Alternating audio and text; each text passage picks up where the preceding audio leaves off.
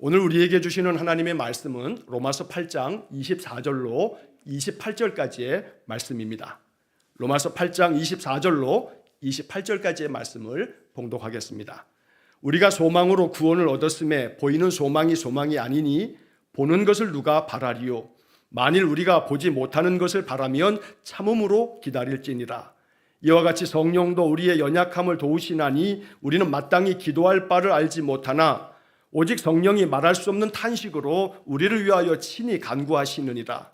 마음을 살피시는 이가 성령의 생각을 아시나니 이는 성령이 하나님의 뜻대로 성도를 위하여 간구하심이니라. 우리가 알거니와 하나님을 사랑하는 자 곧 그의 뜻대로 부르심을 입은 자들에게는 모든 것이 합력하여 선을 이루느니라. 아멘. 자, 이번 한 주간에도 주님의 은혜와 평강이 우리의 삶 속에 충만하기를 간절히 축원합니다. 자, 우리 앞에 뒤에 분들하고 한번 축복하며 인사하겠습니다. 축복합니다 하고 인사하겠습니다. 자, 로마서 8장을 어제 아침에 그리고 또 이제 오늘 이어서 이렇게 읽고 있는데 제가 이제 아침마다 그런 말씀을 드렸습니다. 로마서 16장까지의 말씀 중에서 가장 분수령이 되는 맨 꼭대기에 있는 가장 중요한 정상의 아주 소중한 축복의 말씀. 로마서 몇 장이라고요? 로마서 8장. 로마서 8장. 제가 여러 날 전에 말씀드린 것처럼 로마서를 시작하면서 제가 그 첫째 날 말씀드렸는데 제가 요즘에 로마서 1장부터 지금 외우려고요. 계속해서 이제 로마서 1장만 지금 계속 듣고 있어요. 또 듣고 또 듣고 또 듣고. 로마서 1장을 써가면서 로마서 1장 암송을 제가 지금 도전하고 있어요. 은퇴할 때까지는 뭐 16장까지 다 외울 수 있겠죠. 마음에 로마서가 그만큼 우리가 마음속에 평생에 담아두어야 할 말씀이다 하는 것을 강조하기 위해서 이렇게 말씀을 드리는 거예요. 자, 여러분들에게는 이런 도전을 한번 드려보고 싶어요. 로마서 8장을 한번 내가 다 외워버리라. 한번 그런 마음을 한번 먹어보세요. 로마서 8장을 뭐 기한은 정함 없이 그냥 외우면 되잖아요. 기한 정함 없이. 최소한 내 하나님 부르실 때까지는 로마서 8장을 내가 다 외우고 가리라 라는 마음 하나 먹으면 좋지 않겠습니까?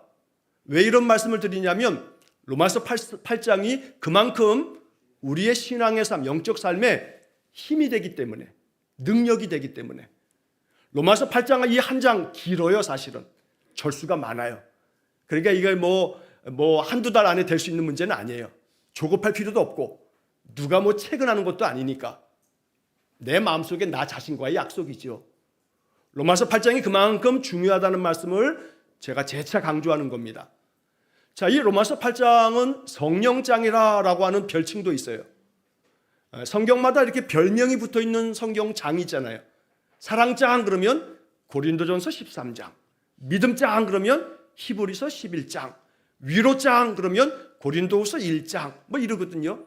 성령장 그러면 로마서 8장.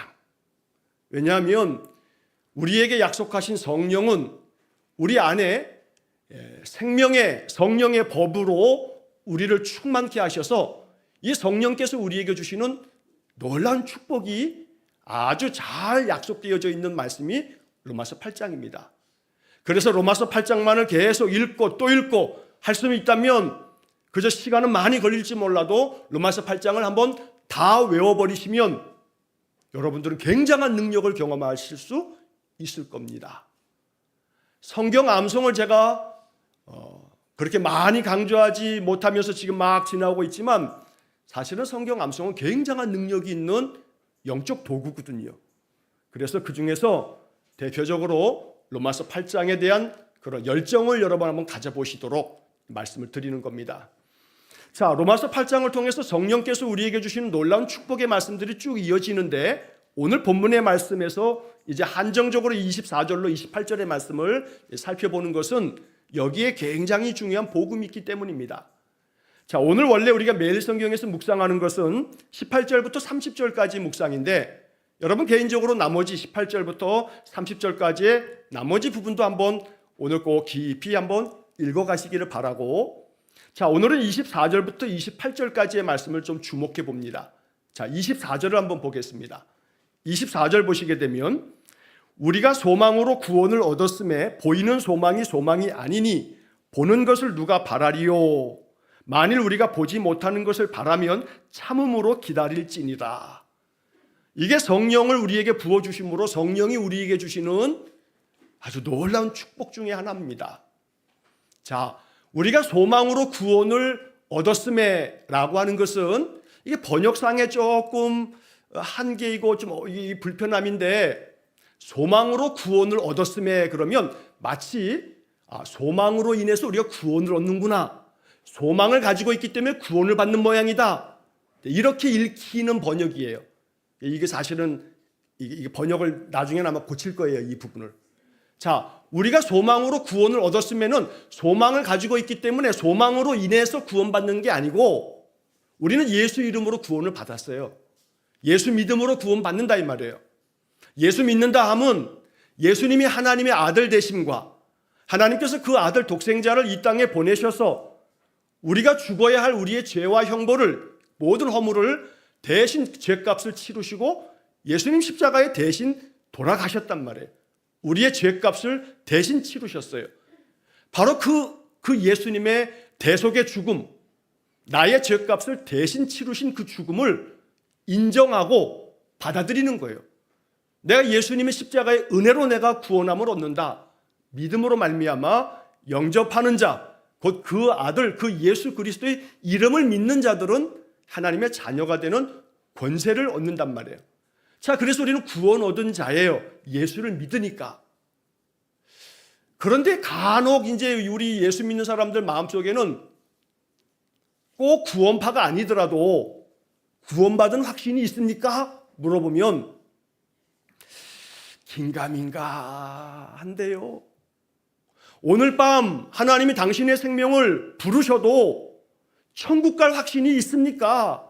라고 물어봐도 글쎄요, 제가 지난주까지는 천국 갈 확신이 있었는데 이번 한 주 동안에 제가 좀 못된 짓을 해가지고 오늘 혹시 부르시면 지옥 가지 않을까요? 왜 아직 이 구원의 문제가 확고하게 정립이 안 되어 있는 거거든요. 내가 예수 그리스도를 나의 구주로 믿음으로 인해서 나에게는 구원이 선물로 은혜 가운데 주어진 거예요. 오늘 밤에, 아니 당장이라도 하나님 내 생명 부르시면 나는 하나님 나라 천국에 간다 이 말이죠. 우리가 선하게 믿음의 삶을 살아가는 것은 그 구원받은 은혜가 너무 감사해서 하나님께 어찌 보답할까? 하나님의 자녀 삼아줬으니 아버지의 이름에 먹칠을 하지 말아야지요. 아버지께 영광된 삶을 살아야지요. 이게 우리의 보답할 바이기 때문에 선한 행실로 사는 거지 착하게 산다고 구원받는 게 아니란 말이에요. 그러니까 이렇게 구원받은 우리에게 하나님이 약속하신 것이 있는데 뭐냐면 약속하신 성령을 보내주시겠다는 거예요. 내가 예수를 구주로 믿는 고백이 있으면요, 고린도전서의 말씀에 의하면 예수를 주님이라고 시인하는 사람은 성령으로 아니하고는 예수를 주님이라고 시인할 수 없다고 말하는 거예요.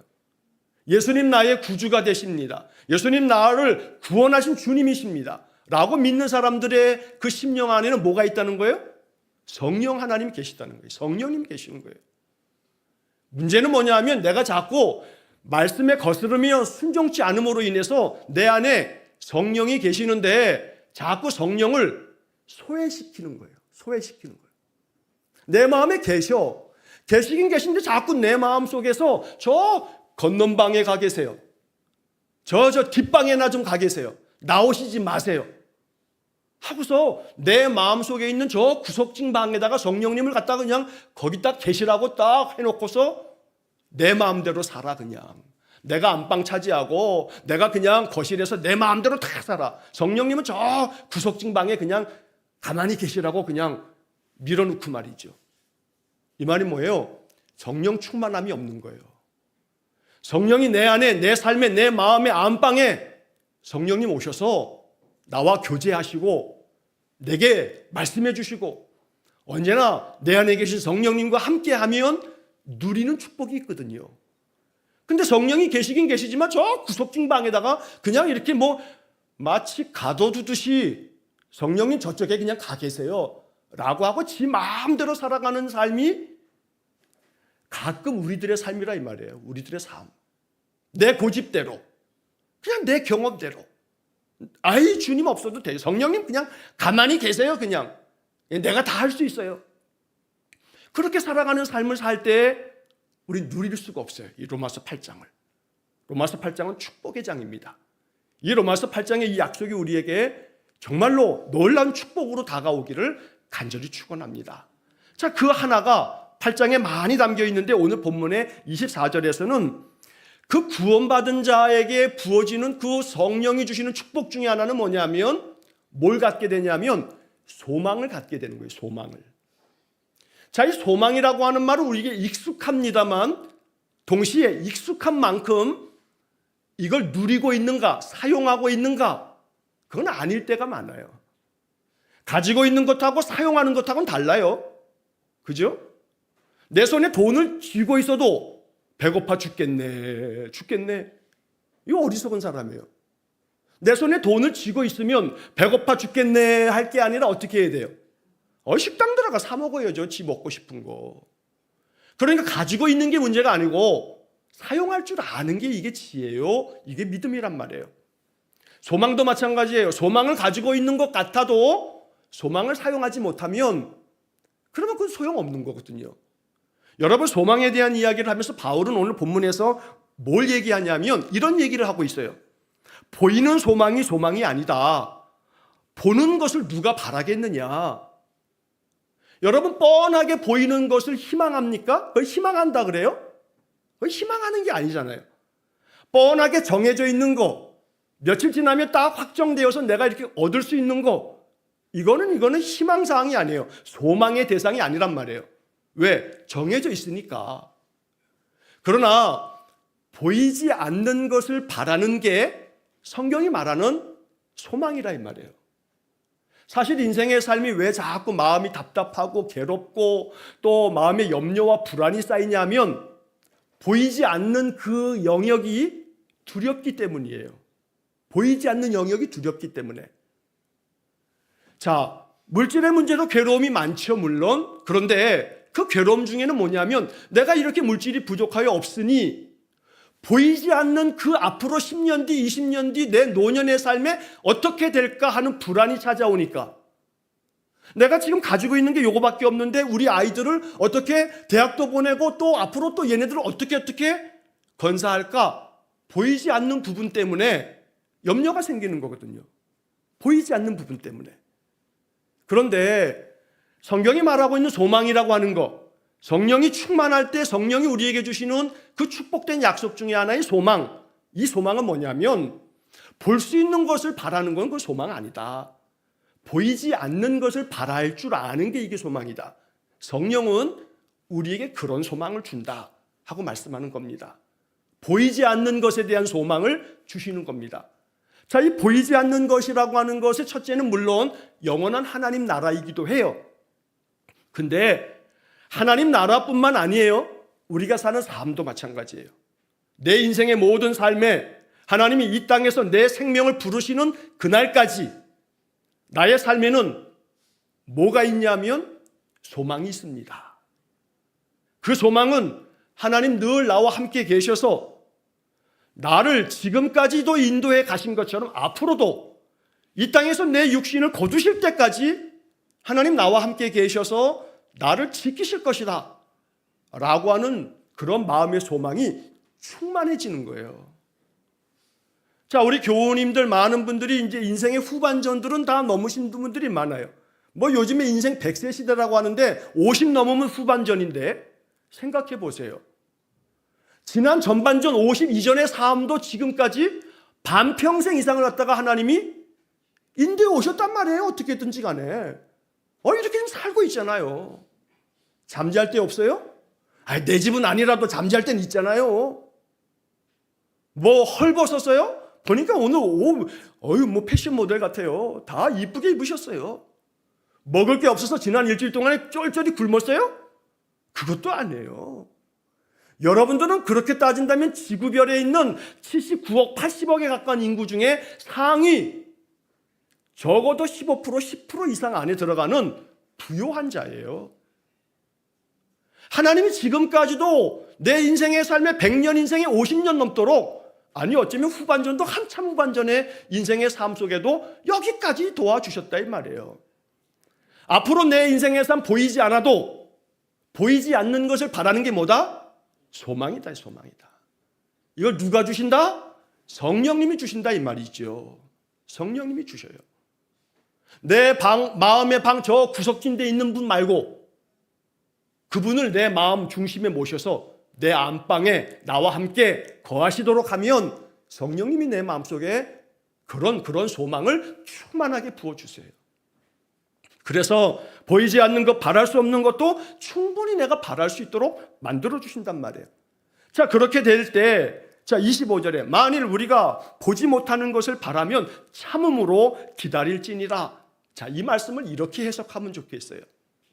하나님 주시는, 성령님이 주시는 이러한 소망을 갖게 되어지면 우리 안에 어떤 마음이 되냐면 기다릴 수 있는 마음의 여유가 생겨요. 기다릴 수 있는 마음의 여유가 생겨요. 여러분, 사람의 마음에 조급함이 생기기 때문에 불안한 거거든요. 근데 그 왜 조급함이 있냐면 기다릴 줄 몰라서 그래요. 기다릴 줄 몰라서. 왜냐하면 마음에 아직 확신이 없거든요. 확신이 없어요. 확신이 없기 때문에 자꾸 마음에 조바심이 나기 때문에 마음이 조급해지는 거예요. 그러나 마음속에 분명한 믿음을 가질 것은 성령께서 내 안에 충만하게 거하심으로 인해서 내게 주시는 그 소망은 나에게 확신을 만들어 줌으로 인해서 뭐 할 수 있게 되냐면 기다릴 수 있게 만들어줘요. 사실 여러분, 이 기다림이라고 하는 것은 축복이에요. 축복. 언제나 즉각적으로 되어지는 게 항상 은혜라고 생각하면 안 돼요. 하나님은 기다림이라고 하는 방법을 언제나 사용하세요. 기다림이라는 방법을. 구약성경, 신약성경 이것도 다 기다림이에요. 구약, 약이 뭐예요? 약속이에요. 약속. 신약, 새로운 약속. 구약, 옛날 약속. 약속이라고 하는 것은 기본적으로 뭐가 담겨 있어요? 기다림이 담겨 있단 말이죠. 기다림이 있는 거예요. 기다림이 없는 약속은 없어요. 약속은 엄마가, 아빠가 약속할게, 내일 아니면 일주일 뒤에 이렇게 약속을 한단 말이에요. 그러면 아이는 내일이 됐든 일주일이 됐든 그렇게 기다리는 거예요. 아이를 키울 때 지혜로운 부모는 아이에게 항상 요구하는 바를 즉각적으로 들어주지 않아요. 얘를 기다리게 만들 줄 알기 위해서 내일 줄게. 어떨 때는 3일 뒤에 줄게. 그러면 이 아이는 며칠을 기다려요? 하루를 기다리고 3일을 기다려요. 한 날이 지났다, 두 날이 지났다, 3일이 지났다. 그 기다림의 약속을 기다리면서 이 아이는 그렇게 기다리고 난 다음에 그 부모가 약속을 딱 지켜주면 아이는 약속이 이루어진다는 것을 배우는 거예요. 배우는 거예요. 그래서 이 약속이라고 하는 것과 기다림은 아주 굉장히 중요한 축복의 도구가 되는데 하나님께서 우리에게 성령 안에서 주시는 축복 중에 하나는 바로 기다림. 조급하지 말아라. 내가 너를 지켜주면 너에게 축복해 줄 텐데 너 충분히 기다릴 수 있도록 만들어주마 하시는 거거든요. 우리 안에 그러한 기다림이 마음에 여유가 생겨서 조급하지 않고 하나님의 그 약속의 축복이 내게 주어질 때까지 넉넉한 마음으로 기다릴 줄 아는 그런 은혜가 있기를 간절히 축원합니다. 그러려면 그 기다림 가운데서는 참기도 해야 돼요. 참음으로 기다릴지니라 라고 말씀하세요. 성령 충만하면 이게 가능해진다 이 말이에요. 넉넉히 참을 수도 있어요. 마음 가운데 소망 가지고 기다릴 수 있어요. 여러분 옛날을 한번 생각해 보세요. 국민학교 다닐 때, 초등학교 말고 옛날 국민학교 시절, 국민학교 다닐 때 소풍날이 얼마나 기다려졌어요. 소풍날. 소풍날 비가 올까 싶어가지고 학교마다 전설이 있어. 소풍만 되면 비가 오는 학교. 그 학교 소사 아저씨가 저 뒤에 있는 나무를 잘랐는데 그 나무에 구렁이가 있어가지고 뭐 동네마다 학교마다 그런 전설이 없는 학교가 없을 만큼 그 소풍날 딱 받아두면 1년에 한 번 김밥 먹는 날 계란 먹고 음료수 먹고 그 김밥을 얼마나 기다렸어요. 지금이야 동네만 나가도 3,000원 4,000원이면 김밥이 깔려있네. 편의점만 가도 삼각김밥 뭐 널려 있고 1년에 한 번 그 국민학교 시절에 그 김밥 그게 얼마나 기다려졌던지. 근데 그 아이의 마음속에는 소풍 당일날도 즐겁지만 소풍날을 기다리는 그 즐거움이 며칠 남았다 며칠 남았다. 이게 잠을 설치네 잠을 설쳐. 소풍 전날 밤에 잠을 설쳐. 여러분 어른이 돼서도요 어디 여행을 간다 그러면요 여행 가는 날까지 이게 손을 꼽아 야 며칠 남았다 며칠 남았다. 그렇지 않습니까? 기다림의 축복. 이 기다림의 축복으로 인해서 마음 조급해지지 마시고 인생의 삶에 하나님 확정적으로 우리 삶 속에 함께 계시는 임마누엘이시라고 말씀하셨으니까 마음 가운데 소망 가지시고 기다림을 즐기시면서 살아갈 수 있기를 축복합니다. 자, 그 다음 이어지는 말씀을 보면 26절, 27절, 28절에 성령도 우리의 연약함을 도우시나니 우리는 마땅히 기도할 바를 알지 못하나 오직 성령이 말할 수 없는 탄식으로 우리를 위하여 친히 간구하시느니라. 이게 얼마나 축복된 말씀인지 몰라요. 자, 성령께서는 어떻게 하신다고요? 우리의 연약함을 도우신다고요.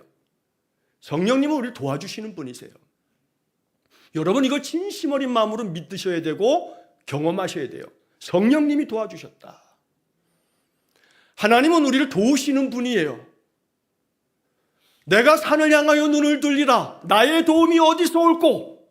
나의 도움이 천지를 지으신 여호와께로서로다. 여러분 이러한 고백을 가지고 사는 게 신자거든요. 나의 도움이 어디서 올까? 나의 도움이요.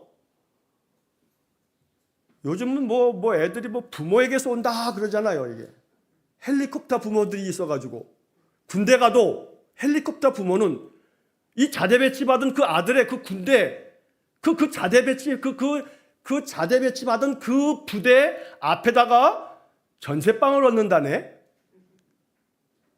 그래가지고 애가 그냥 1박 2일 쉴 때마다 그냥 외출 나오면 그 방에 가서 그 집에 가서 쉬라고. 아이들이 행군을 가게 되면 부모가 그 행군 가는 날 자동차로 뒤따라가면서 잠깐 쉴 때마다 간식을 날라준대요. 이런 젠장할. 이게 왜 군대예요? 뭐 일부가 그랬겠죠. 그런데 여러분 그렇게 돕는 그 부모의 심정을 아십니까? 제가 드리려고 하는 말씀은 그런 헬리콥터 부모들 이거 참 어떻게 저러냐 하고서 야단하는 문제긴 합니다만 전 가만히 그런 기사를 볼 때 이런 생각을 해봤어요. 그게 부모의 마음일 텐데. 예? 부모의 마음일 텐데. 자, 그런데 하나님의 마음은 헬리콥터 부모보다 더하신 거예요. 우리의 연약함을 도우시기 위해서 하나님은 언제나 그림자같이 내 삶 속에 함께 계시는 거예요. 그림자같이. 주님의 영광의 빛이 비추어주면 언제나 그림자처럼 내게 보여주시는 거예요. 여러분 그림자가 흐린 날 보여요? 밝은 날 보여요? 밝은 날 보여요. 흐린 날 그림자 보여요? 안 보여요? 안 보여요. 그런데 흐린 날 그림자가 안 보인다 해서 그림자가 없는 거예요? 아니, 있는 거예요. 내 심령 안에 영광의 빛이 환하게 비치면요 선명하게 주님의 그 그림자가 보여지는 것처럼 내 마음에 확신이 생겨요. 근데 인생의 흐린 날, 인생의 괴로움 많은 날은 마치 흐린 날처럼 그림자가 없는 것처럼 보여. 근데 없어요? 없는 게 아니거든요. 언제나 하나님은 우리에게 그러한 아버지로 우리 가운데 거하신단 말이에요.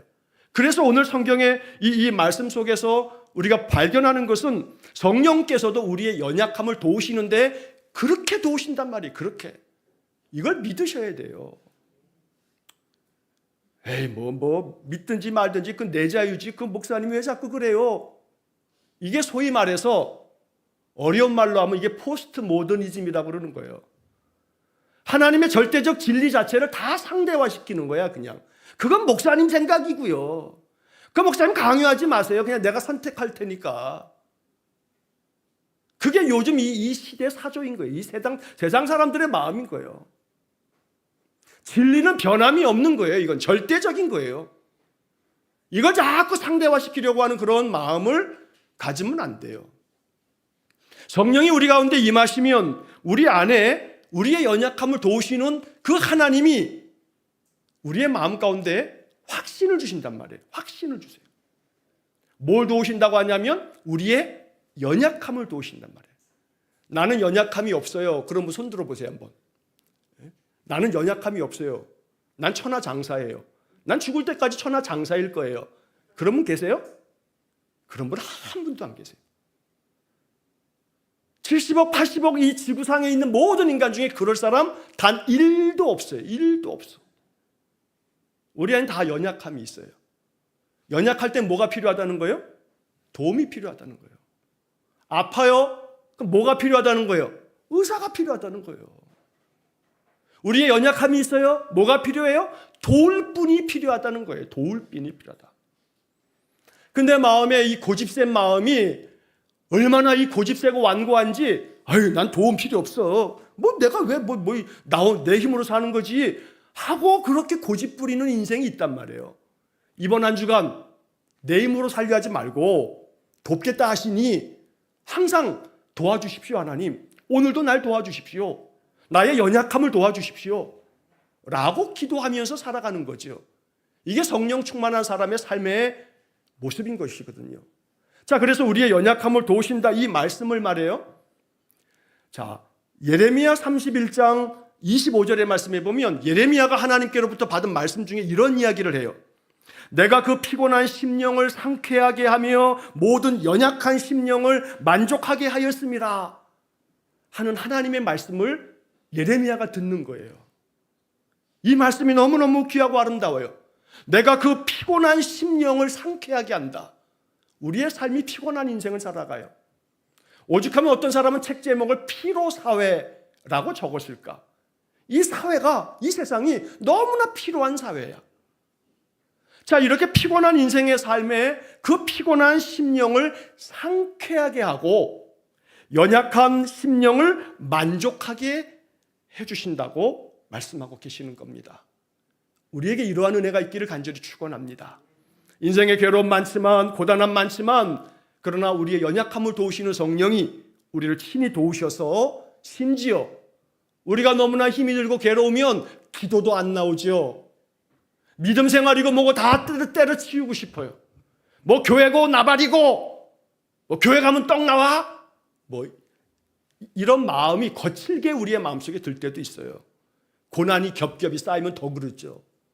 자, 그런데 그때 성령은 우리에게 우리가 마땅히 기도할 바를 알지 못하나 오직 성령이 말할 수 없는 탄식으로 우리를 위해서 간구해 주신단 말이에요. 이게 성령이 주시는 은혜예요. 여러분, 이런 성령님이 좀 여러분들의 안방에 좀 계시면 든든하지 않겠어요? 여러분들을 강력하게 도와줄 그분이 여러분들 방 저 구석진 곳에 그냥 저렇게 한 데다가 그냥 이렇게 몰아두고 여러분 뭐 별로 그렇게 셀 것 같지도 않은데 여러분 힘으로 사시겠다고 왜 자꾸 고집을 부리냐 이 말이에요. 우리가 이렇게 고집 부리고 살고 있거든요. 겸손한 마음으로 내려놓고 저 구석진 방에 있는 그 성령님을 아이고 성령님 죄송합니다. 내 안방에 오셔서 언제나 나와 함께 내 삶 속에 늘 주장하시고 역사하셔서 나를 도와주십시오. 약속대로 해주십시오. 내가 로마서 8장의 약속을 믿습니다. 이렇게 살아갈 때 하나님의 은혜가 내 안에 강같이 바다같이 흐를 줄로 믿습니다. 자, 그 다음 27절에 마음을 살피시는 이가 성령의 생각을 아시나니 이는 성령이 하나님의 뜻대로 성도를 위하여 간구하심이니라. 자, 여기 지금 이 27절의 말씀을 이렇게 이해하면 좋겠어요. 자, 성령이 하나님의 뜻대로 성도를 위해서 간구하신단 말이에요. 성령은요, 우리를 위해서 기도하실 때, 우리를 간구하실 때 하나님의 뜻대로 간구하세요. 우리는 종종 우리의 기도가 그냥 내 마음대로야. 오로지 항상 나의 유익만을 위해서야. 나한테 잘 되는 게 이게 응답이지 나한테 잘 못 되면 응답이 아니야 이게. 우리가 그렇게 생각한다 이 말이에요. 그런데 간혹 나한테 잘 안 됐던 것인데, 내가 원하는 것대로 되지 않았는데, 사실은 거기에 뭐가 있었냐면 하나님의 뜻이 있었어요. 그걸 통해서 이루시려고 하는 하나님의 목적이 있어요. 성령은 우리가 원하는 것들대로만 되어달라고 간구하는 분이 아니고 하나님의 뜻대로 되어지기를 간구하는 분이다 라고 말씀한 겁니다. 여러분, 여기에 중요한 포인트가 있는 거예요. 이걸 모르면 자꾸 믿음이 실족할 수가 있어요. 나는 기도해도 안 돼. 나는 하나님, 나는 별로 이렇게 관심이 없으셔. 난 기도해도 지금까지 난 응답 받아본 적이 없어. 이런 마음을 자꾸 가질 수 있는 거거든요. 안 해요. 하나님 우리에게 늘 응답하시는데 내가 알지 못할 뿐일 뿐만 아니라 하나님이 성령께서 우리를 위해서 간구하실 때 하나님의 뜻대로 간구하시기 때문에 지금 나의 삶은 하나님의 뜻이 지금 이루어지고 있는 거예요. 이걸 고백할 줄 알아야 돼요. 여러분, 지난 한 주간의 삶과 지금까지의 인생의 삶, 여러분들 마음에 안 든 거 많죠? 내 인생 왜 이렇게 이 모양으로 살았나 싶죠? 그러나 오늘 이 말씀을 이제 발견하시면서는 그런 생각을 다 버리셔야 돼요. 하나님의 뜻대로 내가 여기까지 왔다. 내가 혹 실수함으로 말미암아 내가 많은 길을 돌아오기도 했고 거친 광야를 지나가야 했기도 했지만 하나님의 뜻이 있어서 나는 여기까지 왔다. 이렇게 고백할 줄 알아야 돼요.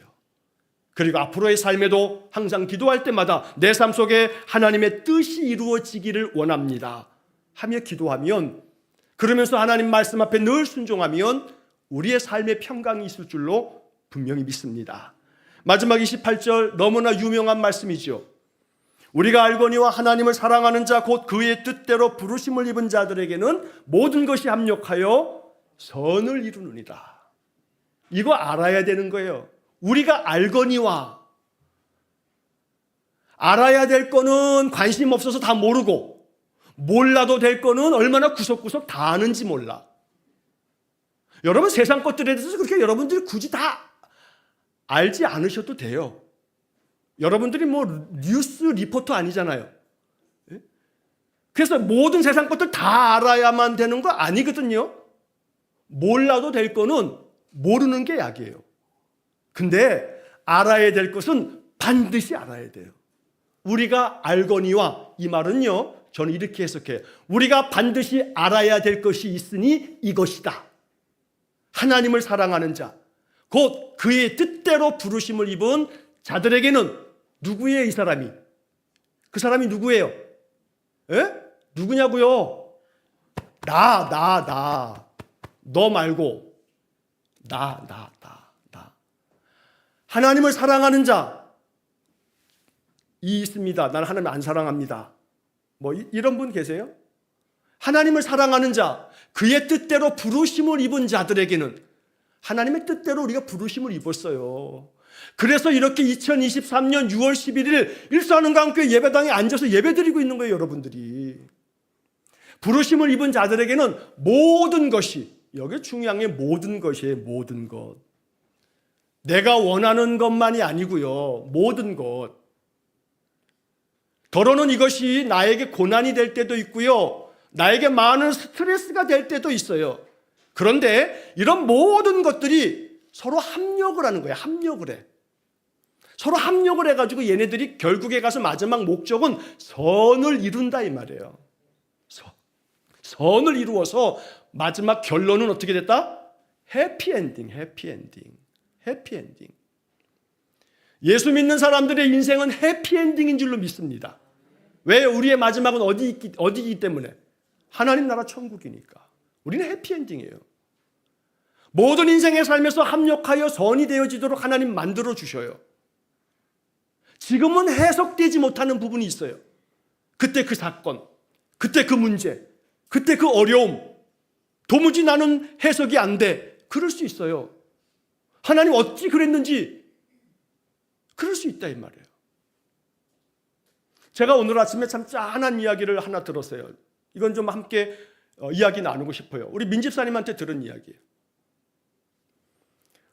지금 우리 서북부 하나센터가 북한 이탈 주민들 돕는 사역기관인데, 우리가 이제 이렇게 후원금을 보내면서 계속 기도하고 협력하는데, 거기서 이제 지난 몇 주 전에, 지난달에 우리 교회에서 한 가정을 좀 이렇게 선택해서 보내주시면, 그러면 북한 이탈 주민 가족들하고 결연을 맺어서 프로그램을 진행한다 해서 한 가정을 추천해 달라 해서 제가 우리 김진영 집사님 가정을 추천을 했어요.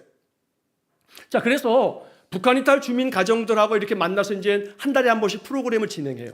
어제도 프로그램을 진행했는데 두 번째 만남이었어요. 근데 그 북한 이탈 주민 가정의 그 가정 이야기를 오늘 민 집사님이 들려주시는데 아침에 제가 눈시울이 뜨거워졌어요. 북한에서 넘어온 지 한 10여 년 되는 그런 이 여자분이 초등학교 지금 1학년짜리 아들을 데리고 살아요. 남편도 북한 이탈 주민이었는데 같이 북한 이탈 주민들끼리 결혼을 했어요. 그런데 결혼하고 얼마 지나지 않아서 이 남편이 교통사고를 당했어요. 교통사고를 당했는데 음주운전, 뺑소니, 무면허. 나중에 잡혔는데 이 가해자가 전과 5범, 배째라. 보상도 받지 못하고 이 사람은 형무소에 가서 3년인가 4년 살고 나와서 일상 사는데 이 사고를 당한 이분은 지금도 장애 1급을 받고 요양병원에 있는 거예요. 수술비가 뭐 보험이 처리가 돼야죠. 뺑소니, 무면허, 보험도 안 돼 있는. 그런데 이제 그 부인되는 분이 어찌어찌 뭐 정확하게 지금 믿음이 다 있는 분인지 아닌지는 알 수는 없지만 그 남편에게 그런 얘기를 했대요. 그래도 이렇게 당신 살아있으니 그래도 하나님께 감사하자. 그때 그 남편이 했던 말이 하나님께 그렇게 감사하면 하나님이 그 사고 당한다 날 지켜주셔야지. 그러더래요. 일리 있죠?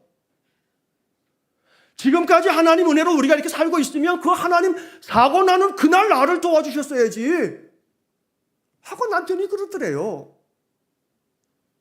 마음이 참 먹먹해지는 이야기였어요. 여러분, 인생을 살다 보면 그러한 딜레마같이 고민스러운 지점들이 있거든요.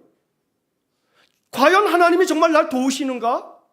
내 인생의 삶의 그 사건 정말로 다시 돌이켜도 결코 일어나지 말아야 할 사건들이 인생 속에 있어요. 해석이 안 돼.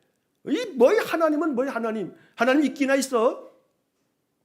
내가 그래도 얼마나 예수를 열심히 믿었는데 나에게 이런 일이 벌어지냐 말이야. 이럴 수 있단 말이에요. 해석이 안 돼. 해석이 안 돼. 제가 마음속에 그래서 아침에 민 집사님하고 이야기를 나누면서 그 가정하고 계속 결연 관계를 집사님 잘 이어가면서 어저께 김진영 집사가 수고를 많이 했대요. 왜냐하니까 아빠가 그저 사고를 그렇게 당해가지고 이 아이는 아빠를 모르고 사는 아이예요. 이 아이가.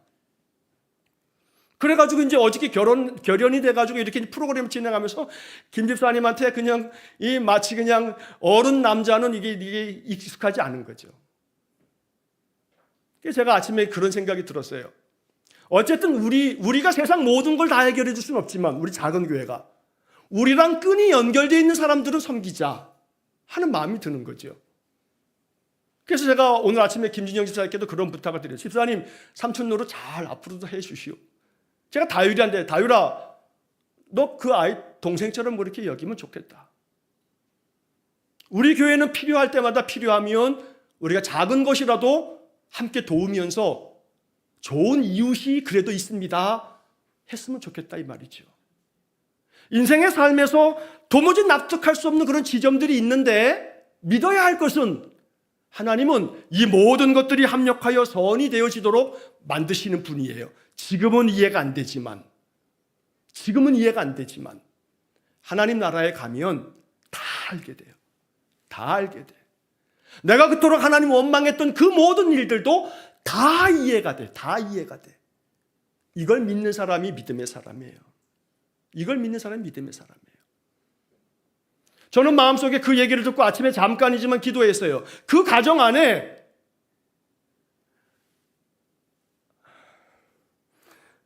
모든 것이 합력하여 선을 이루시는 하나님을 만나는 역사가 그 가정에 있기를. 그 가정에 있기를. 이 말씀이 정말로 진리의 말씀인 것을 그 가정이 발견할 수 있는 그날, 모두가 고백할 수 있는 그날이 있기를 마음속에 기도했어요. 여러분, 우리는 이걸 믿는 사람들이에요. 이 로마서 8장의 28절의 말씀을 마음속에 기억하시면서 살아갈 때 우리의 삶에 놀라운 축복이 있을 줄로 믿습니다. 성령 충만한 사람에게 주시는 축복의 말씀드려요. 여러분, 이 약속들이 우리의 삶 속에서 아름답게 이루어져 가는 것을 보시면서 인생을 사는 그런 복된 인생 되어지시기를 주의 이름으로 간절히 축원합니다. 기도하겠습니다. 하나님 감사합니다. 로마서 8장을 만나게 하시고 이 말씀에서 성령을 더욱 사모하는 마음 주시니 감사합니다. 성령 충만하여 오늘 주신 약속의 말씀 속에 담긴 이 모든 것이 내 삶에 이루어짐으로 마음껏 성령을 누리는 성도가 되게 해 주옵소서. 예수님 이름으로 기도하옵나이다. 아멘. 자, 우리